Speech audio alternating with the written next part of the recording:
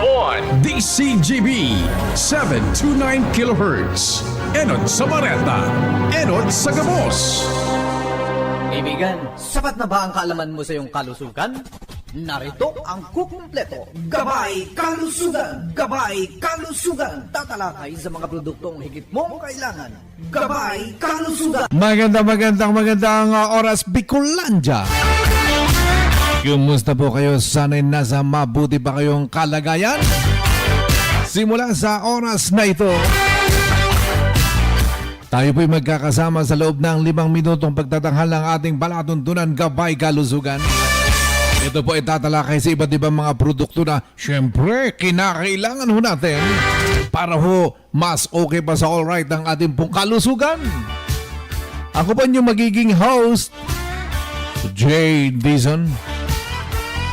Yung po mga kababayan natin sa buong Bicol.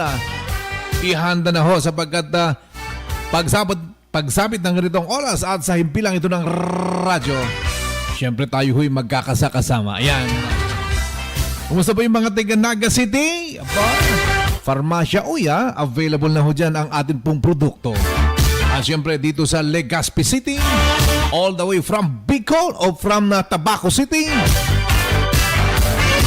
Ako po'y bumabati sa inyo ng isang magandang morning. Kapag tayo hong mga Pilipino, alam nyo bang dito sa buong mundo, isa na ho tayong mga Pilipino na napakahilig magkape.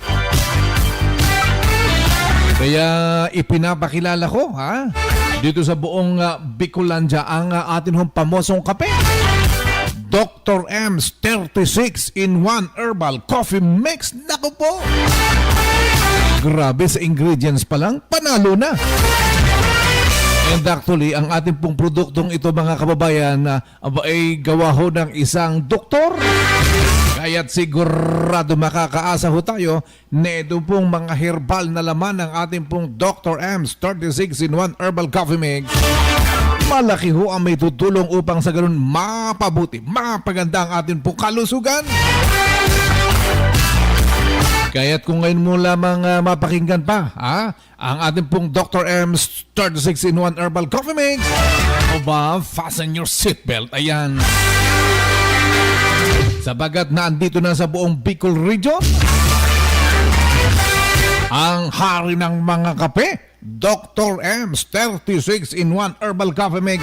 Saan ho ba mabibili yan? Nako, available na po yan sa lahat-lahat ng mga butika at supermarket sa inyo pong lugar. O nais ko kang i-mention LCC Supermarket all branches. Available na po yan. Siyempre South Star Drug all branches.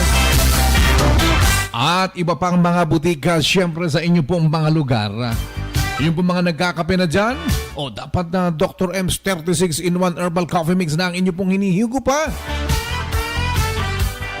Alam ko dito po sa Bicol region, ang dami na rin ho mga kape, Pero bakit ho natin kinakailangang piliin ang Dr. M's 36 in 1 Herbal Coffee Mix? Sapagkat sabi ko nga po, ito po ay 36 na herbal ang nilalaman ho nito. Piling-pili upang sa ganon sigurado sa lahat ng mga hihigop nito ay magdudulot, magkakaroon ng magandang kalusugan. Una na ho dyan, babanggitin ho natin. Alam nyo ba na ang Dr. M's 36 in 1 Herbal Coffee Mix, isa ho sa pangunahing components ho nito, ito pong ampalaya. Yan. Alam naman ho natin ang ampalaya, nakakatulong ho yan ng malaki upang sa ganun ma-normalize, ma-regulate ang pagtaas ng blood sugar level. Kaya't kung ikaw ho ay may lahing mga diabetiko, nako, panahon na para mag-shift ka na.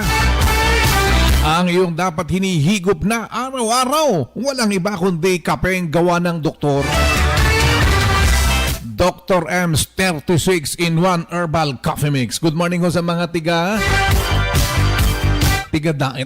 Abot pala ang ating palatuntunan dyan ho sa Dait. Lahat ng butika sa Dait, syempre mabibili mo na Dr. M's 36 in 1 Herbal Coffee Mix. Ayan! Bueno, sadyang napakabilis ho ang ating oras.